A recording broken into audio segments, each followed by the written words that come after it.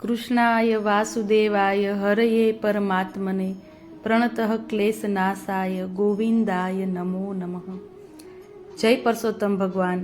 મિત્રો, આખરે આપણે જેની આતુરતાથી રાહ જોઈ રહ્યા હતા એ પવિત્ર અને કલ્યાણકારી પુરુષોત્તમ માસ એટલે કે અધિક માસની શરૂઆત આજથી જ થઈ ગઈ છે। વર્ષના સૌથી પવિત્ર ગણાતા આ મહિનામાં પહેલા દિવસે જ હું તમારા માટે એક એવી ગુપ્ત અને અદ્ભુત માહિતી આપવા જઈ રહી છું જે બહુ ઓછા લોકો જાણે છે અને જે તમારા વ્રત અને ઉપવાસ ન રહી શકવાને અફસોસને દૂર કરશે। જો તમે કોઈ પણ કારણસર આ મહિનામાં ઉપવાસ કે અઘરા વ્રત નથી કરી શકવાના તો બિલકુલ ચિંતા ન કરશો। આજે આ વિડીયોમાં હું તમને એવા સરળ નિયમો અને કામ જણાવીશ જેને આજથી જ તમારા જીવનમાં અપનાવવાથી તમને કોઈ પણ ઉપવાસ વગર પણ સમગ્ર અધિક માસનું અખૂટ પુણ્યફળ અને ભગવાન પુરુષોત્તમની દિવ્ય કૃપા પ્રાપ્ત થશે। આ પવિત્ર મહિનામાં શું કરવું જોઈએ અને શું ન કરવું જોઈએ અને વ્રત વગર પણ પૂજા કેવી રીતે કરવી તેની તમામ માહિતી ખૂબ જ સરળ ભાષામાં સમજીશું। તેથી આજનો આ વિડીયો અંત સુધી જરૂરથી જોજો, કારણ કે આ માહિતી તમારા આખા મહિનાને ભક્તિમય બનાવી દેશે। વિડીયો આગળ વધારતા પહેલાં જો તમે ઈચ્છો છો કે પુરુષોત્તમ ભગવાનના આશીર્વાદ હંમેશા તમારા પરિવાર પર રહે તો અત્યારે જ મારા વિડીયોને લાઇક કરજો અને કોમેન્ટમાં જય પુરુષોત્તમ ભગવાન જરૂરથી લખજો। અને હા, જો તમે અમારી ચેનલમાં નવા હોવ તો સબસ્ક્રાઈબ કરવાનું ભૂલશો નહીં, જેથી આ તમામ પ્રકારની ધાર્મિક માહિતી તમને મળતી રહે। અસ્તુ, શાસ્ત્રોમાં અધિક માસનું મહાત્મય ખૂબ જ વિશેષ છે।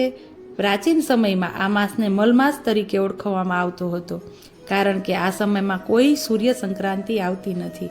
આ એક વધારાનો મહિનો હોવાથી તેને કોઈ અધિષ્ઠાતા દેવ હતા નહીં। લોકો પણ આ મહિનાને શુભ કાર્યો જેવા કે લગ્ન, સગાઈ, મુંડન કે ગ્રહ પ્રવેશ વગેરે માંગલિક કાર્યો માટે યોગ્ય નહોતા માનતા। આ મહિનામાં વર્જિત હતા। આ તિરસ્કારથી દુઃખી થઈને મલમાસ ભગવાન વિષ્ણુ પાસે વૈકુંઠમાં ગયો। ભગવાન વિષ્ણુ તેને શ્રી કૃષ્ણ પાસે ગોલોક લઈ ગયા। ભગવાન શ્રી કૃષ્ણે મલમાસને સાંત્વના આપતા કહ્યું, જે મારા શરણમાં આવે છે તેને હું ક્યારેય દુઃખી નથી રાખતો। ભગવાન શ્રી કૃષ્ણે પોતે આ માસના સ્વામી બનવાનો સંકલ્પ કર્યો અને પોતાના પુરુષોત્તમ સ્વરૂપ પરથી આ માસને પોતાનું નામ આપ્યું। ભગવાનના બધા દિવ્ય ગુણો આ માસમાં વસી ગયા અને ત્યારથી જ તે પુરુષોત્તમ માસ તરીકે પૂજાવા લાગ્યો। જો તમે વ્યસ્તતા કે તબિયતના કારણે ઉપવાસ નથી કરી શકતા તો શાસ્ત્રો મુજબ માત્ર આટલા નિયમો પાળવાથી પણ વ્રત જેટલું જ ફળ મળે છે। તો આપણે જાણીશું તે બધા નિયમો।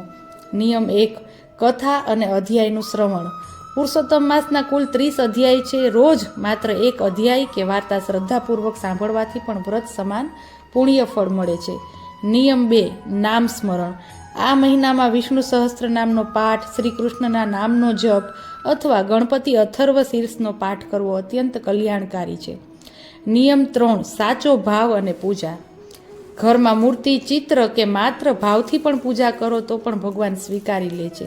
રોજ સ્નાન કરી, સ્વચ્છ વસ્ત્રો ધરી, પૂર્વ દિશા તરફ મુખ રાખી સ્થિર આસને બેસી અને ભગવાનનું માત્ર સ્મરણ કરો, તે પણ ભગવાન હંમેશા સ્વીકારે છે।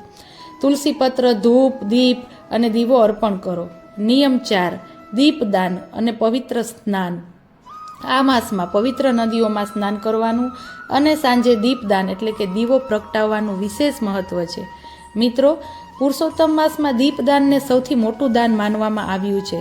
શાસ્ત્રો કહે છે કે દીવો એ માત્ર પ્રકાશ નથી પણ આપણી ભક્તિનું પ્રતીક છે। આ પવિત્ર મહિનામાં રોજ સાંજે ઘરના મંદિરે અને તુલસી ક્યારે ઘીનો દીવો જરૂરથી પ્રગટાવો। જો તમે આખા મહિનામાં બીજું કંઈ ન કરી શકો તો આ મહિનાના અંતે 33 દીપકનું દાન અચૂક કરજો।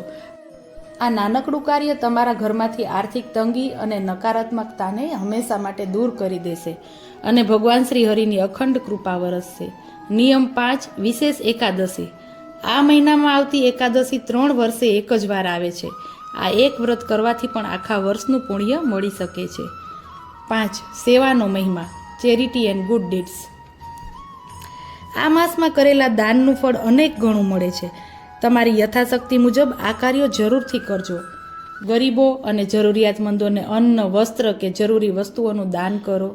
બીજું, બ્રાહ્મણો અને ગૌમાતાની સેવા કરો। નાની કુમારિકાઓ અને બાળકોને પ્રેમથી ભોજન કરાવો કે મનગમતી વસ્તુ આપી ખુશ કરો, કારણ કે ભગવાન બાળકો છે એ ભગવાનનું નિર્મળ સ્વરૂપ છે। પિતૃઓમાં કલ્યાણ માટે જો આ મહિનામાં પુણ્ય કે એકાદશીનું ફળ પિતૃઓને અર્પણ કરવામાં આવે તો પિતૃઓની આત્માને પરમ શાંતિ મળે છે.